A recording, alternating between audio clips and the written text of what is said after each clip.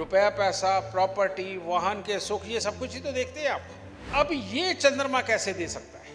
इसी में वो खासियत है कि जो आपके विचार, आपके भाव, आपकी संवेदनशीलता, इन सब को पांव के नाखून से लेकर सर तक घुमाता है। बहुत सारे आपने चापलूस लोग देखे होंगे ना, जो बड़े प्यार से बोल बोल के सबके आगे झुक झुक के अपना काम निकाल कर निकल जाते हैं, बेटा उनका मंगल खराब होता है, चंद्रमा अच्छा होता है। और यही कारण है कि उनकी ये पहले से ही सोची हुई सोचों के कारण इनके पास आम इंसान से मुकाबले में ज्यादा ज्ञान होता है। तो लाल किताब कहती है, केतु तो राहु का गुलाम है। जो दिमाग में सोचोगे केतु उसी तरह से नाचेगा। जो राहु फल देगा वही केतु फल देगा, क्योंकि हमारी सोच के अनुसार ही तो हमारे हाथ पांव हिलते हैं। बृहस्पति अगर जन्म कुंडली के अंदर अच्छा है तो इंसान की याद रखने की ताकत बहुत जबरदस्त होती है। आदमी में उसके वीर्य बनने की ताकत बहुत जबरदस्त होती है, और औरत में। लेकिन इन सबके बीच में जो मैं सबसे बड़ी बात आपको कहना चाहता था, उसके ऊपर मैं अब आ रहा हूं। अब आप सब ज्योतिषियों का ये फर्ज बनता है कि जब भी ये योग देखें तो जो मैं आज उपाय बताने जा रहा हूं वो आप जरूर करेंगे, और अपने सारे ऐसे क्लाइंटों को कराएं ताकि उनके घर में भी ये नरक निकले और स्वर्ग का वास हो सके। इसका उपाय बताने जा रहा हूं।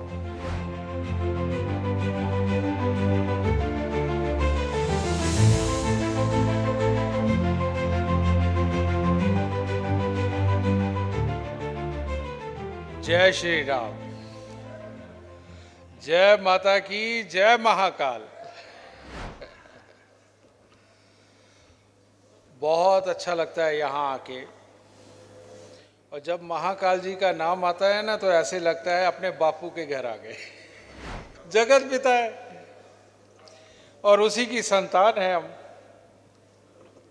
यहाँ आके सच में दिनेश जी का धन्यवाद बार बार करने को मन करता है, क्योंकि ये बार बार बुलाते हैं। तो दिनेश भाई, माता रानी करे आप ऐसे ही सुंदर, स्वस्थ, तंदुरुस्त रहे और ज्ञान का प्रचार प्रसार करते रहे, और ऐसे भर भर के सम्मेलन करते रहे। दिनेश भैया के लिए तालियां। सबसे पहले ना मेरे मन पे एक बोझ है, मैं उसे हल्का कर लूं। यहाँ हर सम्मानित को बुलाने वाले, हर सम्मानित का सम्मान करने वाले, आप सबका सम्मान करने वाले हिरेंद्र शुक्ला जी का स्वागत मैं करना चाहता हूं यहाँ।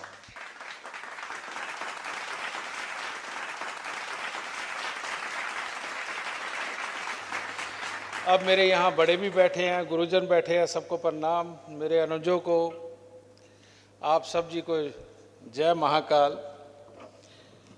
ज्योतिष की जब चर्चा होती है, ज्योतिष का सम्मेलन हो, मुझे और बातें आती ही नहीं, मैं क्या करूं।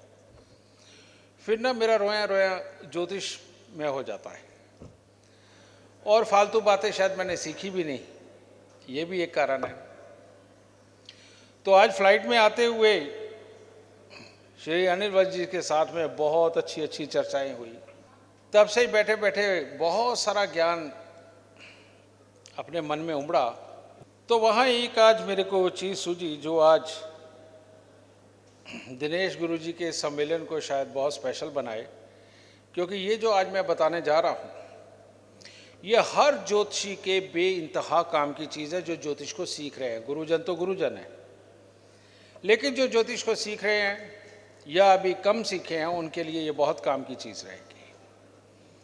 हम नवग्रहों की बात करते हैं। ये 9 के 9 ग्रह, इनकी हमें इतनी ज़्यादा ज़रूरत है कि किसी भी ग्रह के बिना हम चल नहीं सकते। जब सिर्फ एक लगन देख के बोला जाता है ना कि अपने लगन को मजबूत कर लो, ये थ्योरी थोड़ी सी ना मेरे को समझ आनी कम हो गई है। उसका कारण है लगन। लगन को अगर हम मोटे तौर पे लगाएं तो लगन तो किसी भी राशि का हो सकता है, किसी भी ग्रह का हो सकता है। लेकिन लगन की अगर बात करें है तो ये पूरा शरीर ही। और जब ये पूरा शरीर है, शरीर की कांति, उसका रंग रूप, वो होगा कैसा, ये लग्न के अंदर बैठी हुई राशि भले ही तय कर ले, लेकिन उसके बाद पूरे शरीर को तय करने के लिए तो लगन का मालिक सूर्य वही काम आएगा। पहले घर का मालिक सूर्य ही काम आएगा। और इस सूर्य का मतलब क्या है? सूर्य का मतलब है हमारा पूरा शरीर, और ये पंच महापुरुष जो इसके अधीन है, इनके अंदर है, इनको रोक के रखना, इनकी क्षमताओं को बढ़ाना या घटाना, ये सारा कुछ हमारे अंदर होता है, लेकिन ये सब कुछ शरीर के अंदर होता है, यानी कि सूर्य के अंदर होता है। सूर्य खराब भी हो सकता है, सूर्य अच्छा भी हो सकता है। तो सूर्य का अच्छा होना धैर्य की निशानी है, और सूर्य का खराब होना उतावलेपन की निशानी है। सूर्य का अच्छा होना आदमी सत्य प्रिय होता है, और सूर्य का बुरा होना असत्य प्रिय होता है। लेकिन ये सत्य और असत्य को भी अगर हम देखें तो इसका मतलब ये तो है नहीं कि उस इंसान में गुण नहीं होते। अगर वो असत्य बोल रहा है तो उसमें भी बड़े जबरदस्त गुण होते हैं, क्योंकि बाकी के ग्रह अभी पड़े हैं। तो ऐसी अवस्था के अंदर अगर सूर्य को देखना है तो ज्यादा कहीं नहीं जाए, सिर्फ एक चीज का देखिए कि आदमी गुस्सा चिड़चिड़ापन कितनी जल्दी करता है, या ये कितनी हद तक सह सकता है। अगर वो काफी हद तक सह सकता है तो उसका सूर्य अच्छा है। और अगर जल्दी उतावला होता है और फौरन चिढ़ जाता है किसी भी बात पे, और खास तौर पे इज्जत बेइज्जती की दुहाई दे करके बहुत जल्दी चिढ़ जाता है, तो इसका मतलब सूर्य खराब है। लेकिन ये यहीं तक लगभग सीमित है।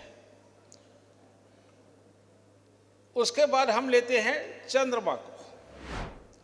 अगर चंद्रमा को हम लेते हैं तो धरती पर विद्यमान ये 70-75% पानी है, और यही मात्रा में हमारे शरीर के अंदर भी 70-75% पानी है।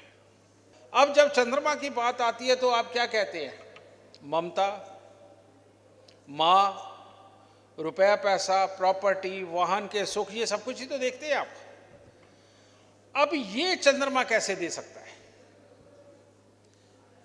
ये इसलिए दे सकता है क्योंकि आपके शरीर के अंदर 70-75% पानी, इसी में वो खासियत है कि जो आपके विचार, आपके भाव, आपकी संवेदनशीलता, इन सब को पांव के नाखून से लेकर सर तक घुमाता है।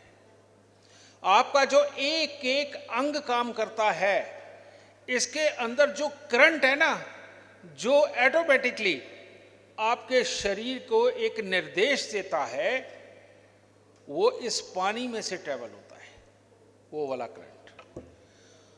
तो देखिए कितना इंपॉर्टेंट हो गया ये। और ये जो शरीर को, दिमाग को, सबको ये निर्देश देता है, तो ये पानी ये भी तो तय करेगा कि निर्देश किस तरह का देता है। अगर ये निर्देश अच्छा जाता है, पॉजिटिव जाता है, माहौल को अपना बनाता हुआ जाता है, तो बेटा इंसान के पास ना गाड़ी की कमी, ना घर की कमी, ना अपनों की कमी, ना जायदाद की कमी, किसी चीज की कमी हो ही नहीं सकती, अगर ये पॉजिटिवली निर्देश दे रहा है। और अगर ये पॉजिटिवली निर्देश नहीं देता तो सबसे पहले तो इंसान अपनी मां के साथ ही लड़ता है। जो धरती पे हमारा भगवान है, हमारे माता पिता, ये सबसे पहले उन्हीं से लड़ने का काम करता है। तो सोचिए इतने खराब चंद्रमा वाला अमीर कैसे हो सकता है? वो तो माँ बाप की दी हुई, भाई बहन की लूटी हुई जायदाद के ऊपर तो 4 दिन ऐश कर सकता है, पर इस दुनिया के अंदर आकर के इतना बड़ा नहीं कमा सकता। इसीलिए चंद्रदेव के साथ रुपया, पैसा, प्रॉपर्टी, घर की मन की सुख शांति, ये सब जोड़ी गई है। वाहन के सुख जितने भी है वो चंद्रमा के साथ ही जोड़े गए हैं। और जो सबसे बड़ी बात, जिस नगरी में हम खड़े हैं, महाकाल जी की कृपा जिसका चंद्रमा अच्छा हो उसी को मिलती है, और जिसका चंद्रमा अच्छा नहीं हो उसको काल भैरव की कृपा मिलती है, महाकाल की नहीं मिलती। तो चंद्रमा इतना इंपॉर्टेंट हो गया। अब चंद्रमा में चंद्रमा जितना ही बड़ी चीज एक और है, और वो क्या है?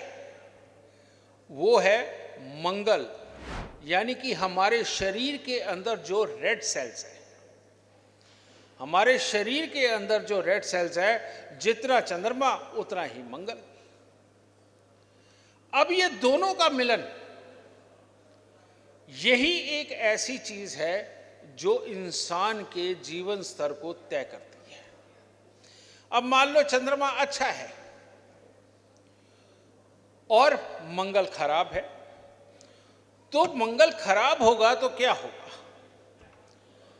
बस आदमी में हिम्मत कम होगी, चालाकी का इस्तेमाल करेगा।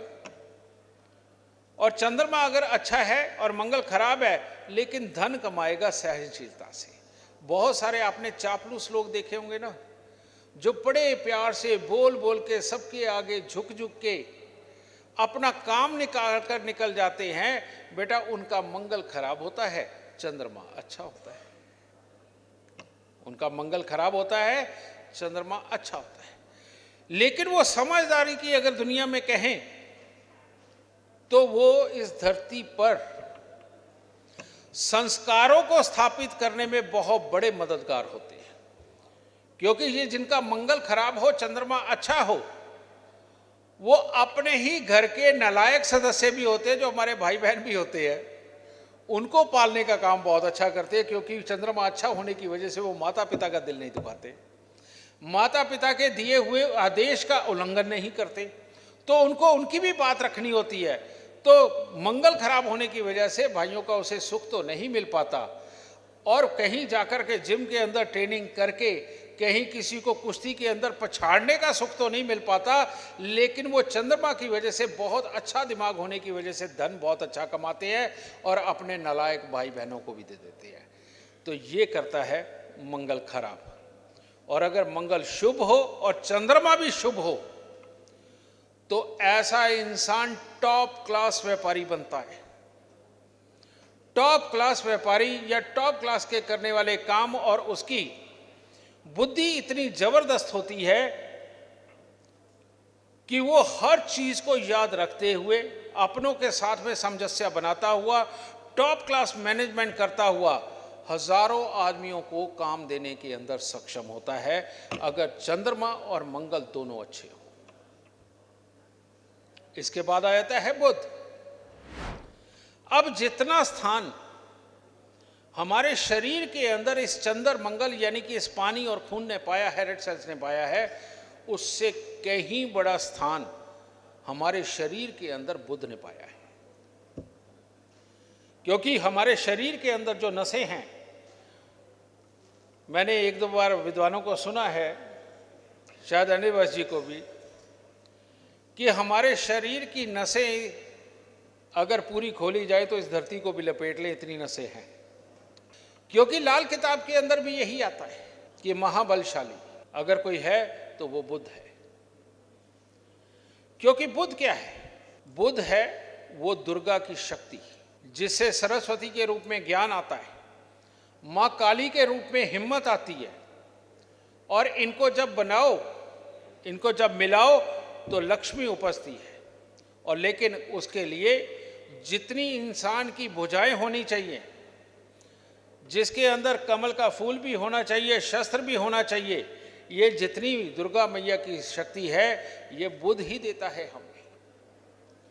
और बुध अच्छा तो वाणी में मीठापन, वाणी में मंत्र उच्चार, वाणी में ज्ञान का प्रदर्शन, और बुध अच्छा इंसान कहां पर हिम्मत कितनी करके आगे जीवन में बढ़ना है, इस चीज का सही डिसीजन करवाने वाला सिर्फ और सिर्फ एक बुद्ध होता है। तो इसी के अंदर ये पानी बहता है, इसी के अंदर ये रेड सेल्स बहते हैं। तो अब सोचिए, चंद्र और मंगल तो बुद्ध के कैदी हैं, या ये कहो मित्र है। और जब तक बुध अच्छा, ये चंद्र और मंगल बेइंतहा उत्तम फल देंगे। अगर बुध अच्छा नहीं तो लाख जन्म कुंडली के अंदर आपके असूलों के हिसाब से चंद्रमा और मंगल अच्छे बैठे हों, सारा कुछ निकम्मा हो जाता है। क्योंकि बुध एक और चीज भी है, बुध है काई। और हमारे बुध जब खराब होता है तो हमारे शरीर को काई लगती है,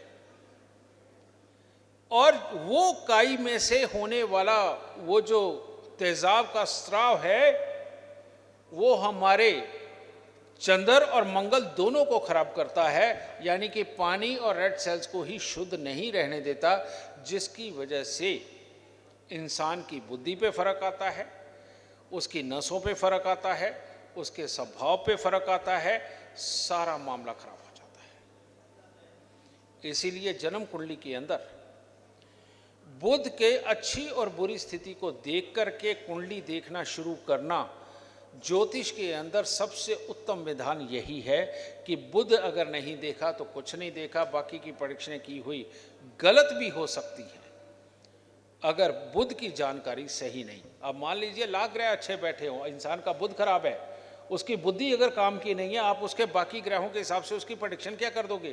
क्या गृहस्थी की करोगे, कमाई की करोगे, उसके पराक्रम की करोगे, किस चीज की करोगे? तो इसीलिए जन्म कुंडली देखनी ही बुध से शुरू करनी चाहिए। बुध के बाद बृहस्पति। अब चंद्रमा के हिसाब से हमारे भाव भी चल रहे हैं, ठीक है। मंगल के कारण हमारी ताकत भी तय हो गई कि ठीक है भाई, हिम्मत होगी या नहीं होगी। अब बुध ने भी तय कर दिया कि आप स्वस्थ होगे या नहीं होगे। अब बुद्धि पूरी तरह से काम करेगी कि नहीं करेगी, बुध तक आके ये टिक गए। मान लीजिए ये तीनों चीजों में से होके हम गुजरे और ये ठीक ठाक मिले। लेकिन अब वही गुरुओं की वाणी कि गुरु के बिना इंसान की गति नहीं, और गुरु से शिक्षा दीक्षा लिए बिना कोई इंसान कुछ नहीं बन सकता। हाँ, कुदरती ये बहुत अच्छे हों तो परमात्मा स्वयं आके ज्ञान देता है, वो बात अलग है। इस दुनिया में एकलव्य भी तो हुए हैं जिन्होंने देख के ही सब कुछ सीखा है। लेकिन मैं ये कहूंगा कि एकलव्य का बृहस्पति बहुत बहुत बहुत अच्छा था। और बृहस्पति की जो सबसे बड़ी कमी और खासियत आज आपको उजागर करने लगा कि बृहस्पति अगर जन्म कुंडली के अंदर अच्छा है तो इंसान की याद रखने की ताकत बहुत जबरदस्त होती है। आदमी में उसके वीर्य बनने की ताकत बहुत जबरदस्त होती है, और औरत में उसके बच्चा पैदा करने के लिए अंडे बनने की ताकत बहुत जबरदस्त होती है। जिस भी आदमी या औरत की जन्म कुंडली के अंदर बृहस्पति बहुत अच्छा होगा। और बृहस्पति अच्छे की एक और बहुत बड़ी बात है कि बृहस्पति अच्छे वाले इंसान अपने दिमाग में बिजी रहते हैं और बातों को याद रखने का काम करते हैं। बार बार वो अपने दिमाग के अंदर ही किसी भी सिचुएशन को सोचकर उसके ऊपर प्रैक्टिकल अपने दिमाग में पहले चलाते हैं और बाद में धरातल पे होता हुआ देखते हैं वो प्रैक्टिकल। और यही कारण है कि उनकी ये पहले से ही सोची हुई सोचों के कारण इनके पास आम इंसान से मुकाबले में ज्यादा ज्ञान होता है। ज्यादा ज्ञान होता है क्योंकि इसके बारे में बहुत सोचते हैं और याद रखते हैं, सोचते हैं और याद रखते हैं। और ये इतनी बार करते हैं कि इनको खुद नहीं पता होता मैं कब सोच लेता हूं, कब याद रखता हूं। तो यही इनकी आदत, इस गुरु के अच्छेपन की आदत उनको जगत के अंदर गुरु बनाती है, चाहे किसी भी काम का बनाए। चाहे वो साइकिल मैकेनिक का गुरु बनाए, मोटरसाइकिल का बनाए, ज्योतिष का बनाए, वास्तु का बनाए, आध्यात्मिक क्षेत्र का बनाए, जिसका मर्जी बनाए, गुरु ऐसे लोग ही बनते हैं जिनकी याददाश्त बड़ी जबरदस्त होती है। और इनके खराब होने पे इस दुनिया के अंदर जो 80% डिपेंडेंट लोग हैं, जो दूसरों के चलाने पे चलते हैं और दूसरों के दिए पे खाते हैं, कई तो तरस का खाना खा रहे हैं कि दूसरे लोग जब उन पे तरस खाते हैं तो तब उनको खाना मिलता है। इनके लिए सबसे बड़ी प्रॉब्लम क्या होती है? इनका बृहस्पति खराब होता है। ये लोग कौन से होते हैं? ये वो लोग होते हैं कि जब आपको बेचारा बन के दिखाते हैं तो आपको तरस आ जाता है,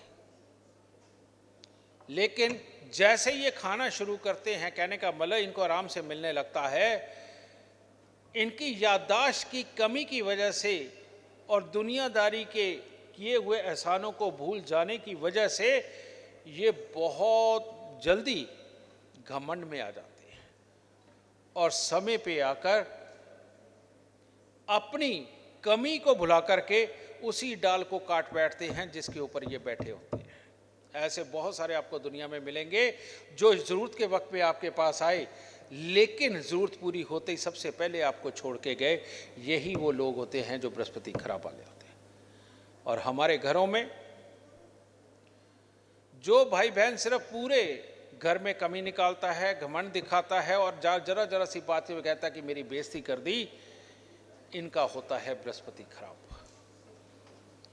इनको बचपन से सिखाना चलाना बहुत ज़रूरी है, क्योंकि घर में कलेश का कारक भी है। ये आप देखते हैं कि हमारे बड़े बड़े ऋषिवर गुरुजन जब भी किसी शादी की शुदा जिंदगी में तकलीफ आती है, घर में कलेश होता है, तो उपाय क्या देते हैं? 7 बृहस्पतिवार कच्चा पीला सूत पीपल को लपेट करके जल चढ़ाए, या कितने बृहस्पतिवार, वो विद्वानों के ऊपर डिपेंड है। तो क्योंकि वहाँ पर पीपल के पेड़ के नीचे ऑक्सीजन का इतना ज़बरदस्त भंडार मिलता है कि धीरे धीरे धीरे धीरे करके ऑक्सीजन दिमाग के अंदर भर के याददाश्त को बढ़ाने का काम करता है। इसीलिए जिनका बृहस्पति खराब हो, उनको दिन के अंदर कम से कम 10 मिनट के लिए पीपल के पेड़ के नीचे जाके बैठना चाहिए या परिक्रमा करनी चाहिए। ये कलेश को दूर करता है, बच्चे की याददाश्त को बढ़ाता है, ज्ञान को बढ़ाता है, धैर्य को बढ़ाता है। इसीलिए ये पीपल के पेड़ को इतना महान माना गया है हमारे शास्त्रों में भी। ये बृहस्पति को अच्छा कर सकता है अगर खराब हो। शुक्र, इसकी तो बहुत बड़ी विडंबना है। पूरा संसार ही शुक्र से चल रहा है। आदमी हो औरत हो, इनके रिश्ते का तो आधार ही शुक्र है। लेकिन ये किसका अच्छा होगा? शुक्र स्वयं चाहे वृश्चिक राशि में बैठा हुआ हो, सूर्य के साथ बैठा हुआ हो, इसकी कोई प्रॉब्लम नहीं। जो मैंने अपने जीवन काल में इस ज्योतिष को देखते हुए देखी है, इसकी कोई प्रॉब्लम नहीं। वो इंटरनल कुछ आदतों के लिए जिम्मेवार हो सकता है, लेकिन शुक्र का 100% जो आधार है वो 2 चीजों पे टिका हुआ है, और वो है सबसे पहले यही पानी और लाल खून, यानी कि रेड सेल्स जो पानी में घुले हुए हैं। अगर ये जन्म कुंडली में हम इनको एक मानते हैं, अगर ये दोनों चंद्र और मंगल अच्छे हैं तो रेड सेल्स ही बाद में घर्षण प्रक्रिया करके आपके व्हाइट सेल्स बनाते हैं, यानी कि शुक्र बनता है, रोगों से लड़ने की ताकत। और वही शुक्र पूरी तरह से भरपूर तरह से औरत के शरीर के अंदर अंडों का निर्माण करती है, जो बच्चा पैदा करने के लिए जरूरी होता है, और वही आदमी के वीर्य का निर्माण करता है जो जरूरी होता है। और शुक्र के ऊपर ही आधारित हो जाता है बाकी के सारे ग्रह जितने मैंने पीछे बोले हैं, चाहे वो बृहस्पति हो, चाहे वो बुध हो, चाहे वो चंद्र हो, चाहे मंगल हो। लेकिन शुक्र तब अच्छा रहेगा अगर चंद्र और मंगल अच्छे हैं, और बुध ऑफकोर्स अच्छा होगा तो ही शुक्र का यूज है, वरना शुक्र का तो यूज है ही नहीं कोई। तो ये 2 चीजें क्या हुई? चंद्र मंगल को एक मानते हैं, बुध को एक मानते हैं। अगर ये अच्छा है, भरपूर आनंद देता है, चाहते देता है, तरह तरह की लग्जरी की चाहत देता है, लग्जरी को पूरा करने की आइडियाज देता है और उस लग्जरी को पा लेने के लिए हिम्मत भी देता है। ये देता है शुक्र। ऊर्जावान, कांतिवान बनाने के लिए शुक्र का अच्छा होना बहुत जरूरी है। लेकिन उस इंसान का, तुला राशि का, मीन राशि का शुक्र कभी अच्छा नहीं हो सकता जिसकी जन्म कुंडली के अंदर चंद्र मंगल खराब हो गए। ये उसका कभी शुक्र अच्छा नहीं हो सकता। इसीलिए अगर शुक्र को देखना है तो चंद्र और मंगल को देखना बेइंतहा जरूरी है, वरना शुक्र की प्रेडिक्शन हो ही नहीं सकती। एक राशि में बैठा देख के या भाव में बैठा देख करके जब आप उसकी प्रेडिक्शन करोगे 100% झूठ निकलेगी। 12वें स्थान के अंदर उच्च के बैठे हुए शुक्र के मैं सैकड़ों लोगों को जानता हूं जिन्होंने जिंदगी में कभी संभोग का सुख नहीं पाया। अब शुक्र में और क्या ढूंढोगे आप? चलो लग्जरी है, बाकी सारी चीजें वो एक अलग चीज है। उनकी उम्र बीत गई, मैंने नहीं कभी देखा उनको सहवास पे गए हुए। तो शुक्र को देखने का आधार चंद्र मंगल।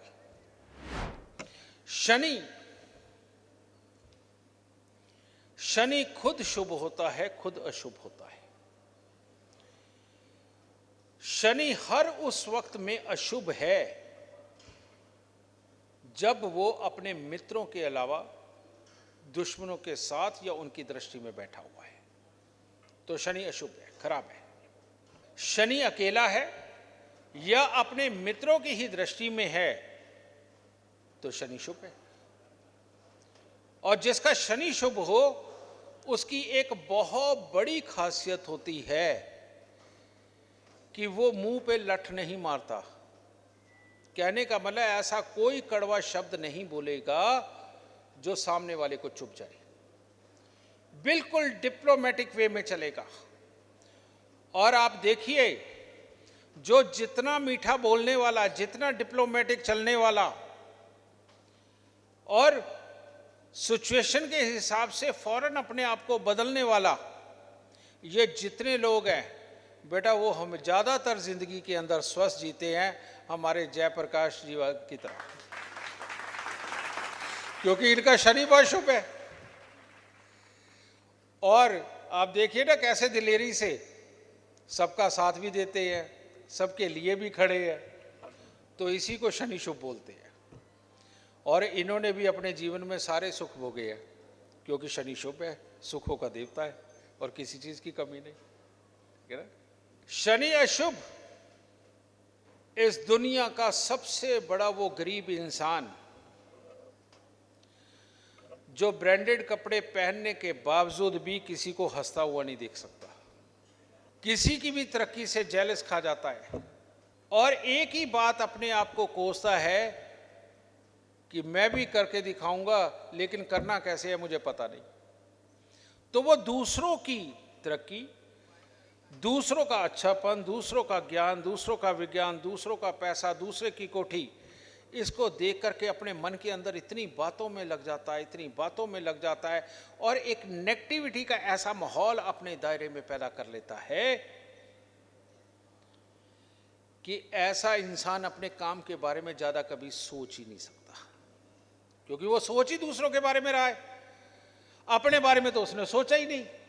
और जिस इंसान ने अपने बारे में, अपने काम के बारे में, अपनों के बारे में नहीं सोचा, उनकी वेल्थ के लिए नहीं सोचा, वो जिंदगी में तरक्की कहां से करेगा। तो इसीलिए इंसान के रहन सहन, उसके काम की प्रगति को देख के ही आप डिसाइड कर सकते हो कि शनि किसका अच्छा है और शनि किसका बुरा है। तो ये होता है शनि को तय करना। और फिर आगे राहु केतु। राहु हमारे इन 7 ग्रहों को मिलाकर के जो एक ऊर्जा बनी वो राहु है। अब ये 7 ग्रहों में से अच्छी ऊर्जा भी बन सकती है, बुरी ऊर्जा भी बन सकती है। और जब अच्छी ऊर्जा बनी तो इंसान सामने देखता है कि ये मेरे को ऐसे देख रहा है, इसने मेरी तरफ इशारा किया, इसने ज़रूर मेरे लिए कुछ पॉजिटिव बोला होगा, ये फलाने को इसने इशारा किया, अच्छा उसकी मदद की होगी। जब इंसान पॉजिटिव दे करके अपने दिमाग को स्ट्रेस नहीं न देता और अगर कोई कंफ्यूजन हो तो जाके पूछ लेता है, भाई ये तू कर रहा था तो क्या कर रहा था, सामने वाला जवाब दे देता है, बात खत्म। ये जो पॉजिटिव थॉट, क्योंकि अब बाकी के पीछे जो 7 ग्रहों को तोला है, हर किसी की खासियत अलग अलग है, इनके मिश्रण से जो ताकत बनी वो हो गया राहु। अब राहु का काम क्या है, ये देखने वाला हिस्सा ये भी राहु के पास, बोलने वाला हिस्सा ये भी राहु के पास, सुनने वाला हिस्सा ये भी राहु के पास, और स्वाद चखने वाला हिस्सा ये भी राहु के पास, क्योंकि ये गर्दन भी तो राहु है, ऊपर का हिस्सा। ये पॉजिटिव जिनका रहता है और ज्यादा से ज्यादा बड़ी से बड़ी तकलीफों को भाड़ में जाए, दफा कर यार आगे बढ़ते हैं, ये थॉट लेकर के चलने वालों का राहु अच्छा होता है, क्योंकि वो पीछे नहीं देखते, वो आगे बढ़ने में विश्वास करते हैं। और जिनका ये अच्छा हो तो लाल किताब कहती है केतु तो राहु का गुलाम है, जो दिमाग में सोचोगे केतु उसी तरह से नाचेगा, जो राहु फल देगा वही केतु फल देगा, क्योंकि हमारी सोच के अनुसार ही तो हमारे हाथ पांव हिलते हैं। तो इस प्रकार से राहु वही फल देगा जो केतु का, जो केतु वही फल देगा जो राहु का है।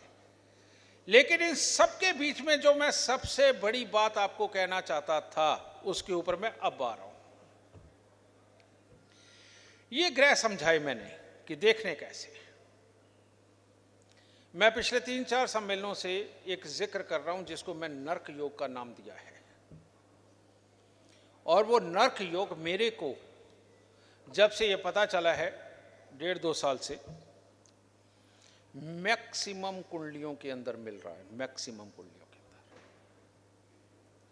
और वो नर्क योग उनके लिए जिन्होंने आज तक कभी घर नहीं बना पाए, जो अपनी पसंद की कभी गाड़ी नहीं खरीद पाए, जो अपने घर के अंदर अपने घर वालों को समझा नहीं पाए और घर वालों की कभी समझ नहीं पाए, जिनके घरों के अंदर भाई भाई में, बहन भाई में लड़ाई होती है, माँ बाप बच्चे को नहीं समझ पाते, बच्चा माँ बाप को नहीं समझ पाता, और रहते इकट्ठे ही हैं लेकिन रोज लड़ते हुए।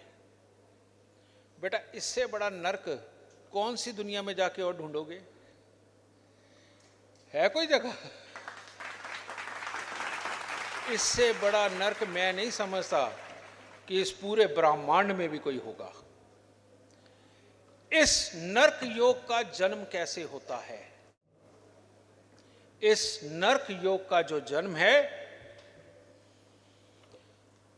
आप सब विद्वान हैं, अभी बैठे बैठे भी आपको कई कई कुंडलियां याद होंगी, और जो मैं बोलने लगा हूं आप उसके ऊपर नजर मार के मुझे बता सकते हैं।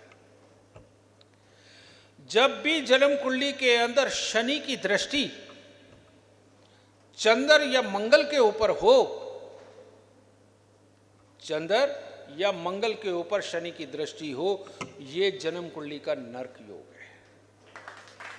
इन लोगों के भाव कभी काम नहीं आते, इन लोगों की सोच ही ऐसी नहीं होती कि जिंदगी के अंदर आगे बढ़ जाएं, और अपने घर के अंदर क्लेश, बीमारी, रुपए पैसे की प्रॉपर्टी, और जो रोज क्लेश करता है ना, वो अपनों को ही दोष देता है कि मैंने तो इनके साथ रहते हुए कभी जिंदगी में सुख का दिन नहीं देखा। आदमी अपनी बीवी से दुखी है, बीवी अपने आदमी से दुखी है, जिसकी भी कुंडली के अंदर ये योग है। और ये इतना इनोसेंट होता है, कहता मैंने तो कभी कुछ गलत किया ही नहीं, यही मेरे को तंग करते हैं। और उससे सारा घर इतना दुखी होता है, उनको समझ नहीं आता कि करे क्या। ये बाप है, ये माँ है, फेंके किसको, रखे किसको, या ये भाई है, ये बहन है, फेंके किसको, रखे किसको। ऐसे हालात होते हैं।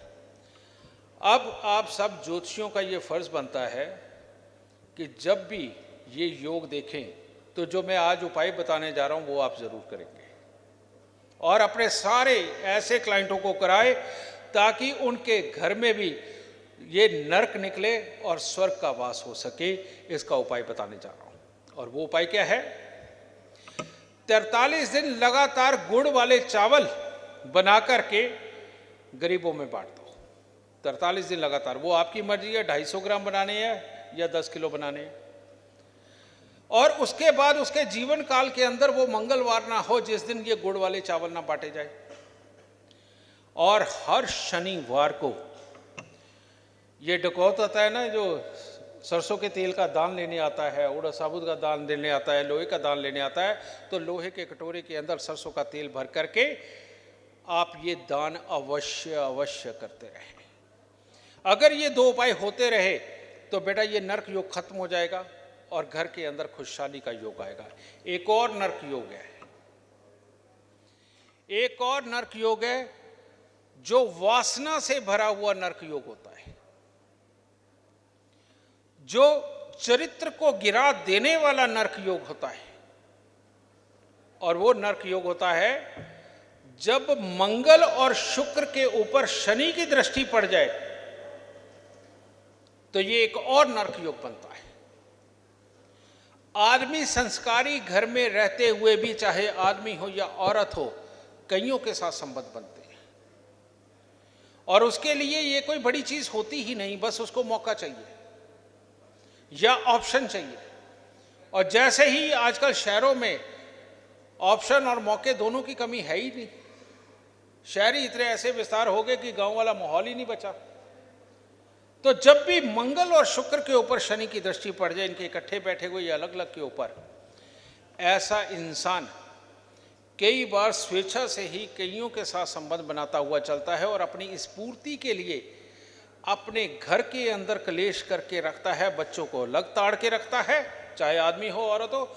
वो औरत की कुंडली में हुआ तो पति को ताड़ के रखेगी, और आदमी की कुंडली में होगा औरत का जीना हराम कर देगा और अपनी मनमर्जी करेगा। अब बताओ, जिसके अंदर आकर के घर ही पिस रहा हो अपनी एक इच्छा पूरी करने के लिए, तो बेटा ये भी तो नर्क योग है। ऐसे लोगों को चाहिए एक शनि की पोटली बनाएं। शनि की पोटली कैसे बनेगी? एक मुट्ठी काले चने, एक मुट्ठी उड़द साबुत, पत्थर का कोयला छोटा सा पीस, लोहे की कीले थोड़ी सी उसमें वो डालिए और एक चमड़े का टुकड़ा लीजिए। इसको काले रंग के सूती कपड़े में लपेट करके 43 दिन लगातार वीरान जमीन के अंदर दबा दीजिए। ये नर्क योग खत्म हो जाएगा और परिवार खुशहाल हो जाएगा। तो मैंने कोशिश करी है कि अगर उज्जैन में आया हूँ, महाकाल के यहाँ आया हूँ, अपने गुरुदेव के यहाँ आया हूँ, तो आप सबको कुछ दे सकूँ। आप सब बड़ों के आशीर्वाद से हमारा एक सीरीज शुरू हुई है, वैदिक सनातनी ज्योतिष महामंथन, और ये बिल्कुल फ्री है।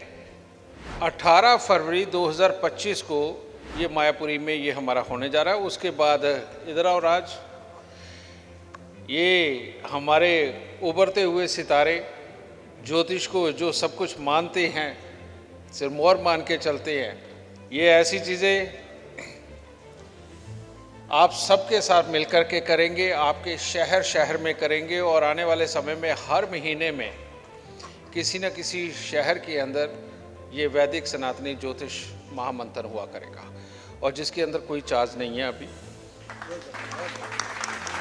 इसके अंदर होने के वाला है, बहुत सारे ऐसे विद्वान हैं कि जिन्हों को कभी कुछ मंच पे बोलने का मौका ही नहीं मिला, जो अपनी योग्यता को दूसरों के सामने नहीं सिद्ध कर पाए, लेकिन वो बहुत योग्य हैं।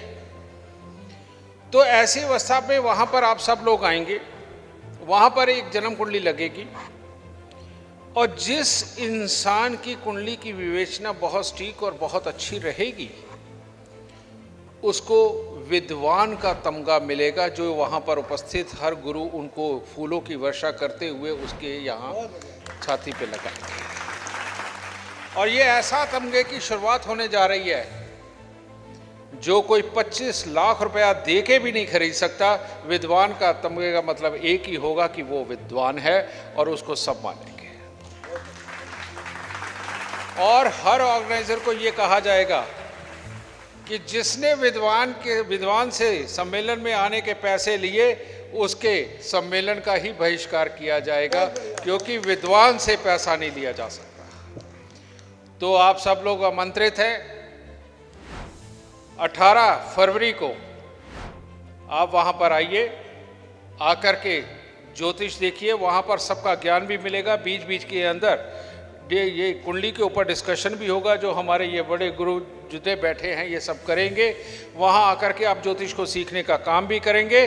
और अगर आप ज्योतिष सीख चुके हैं और आप मानते हैं कि किसी कुंडली की बहुत अच्छी विवेचना कर सकते हैं, तो आप विद्वान का तमगा लेकर के विद्वान बन के दिखाइए लोगों को, क्योंकि जो दिखता है बेटा वही लोग मानते हैं। तो आइए सब लोग आइए, जय माता। और बाकी की जितनी भी सूचना आज आपके यहीं हैं, आप इनसे बिल्कुल संपर्क कर सकते हैं, रजिस्ट्रेशन करा सकते हैं। रजिस्ट्रेशन का 1 रुपया भी चार्ज नहीं है, और खाना भी बहुत बढ़िया। सुखी रहे, खुश रहे, जय माता।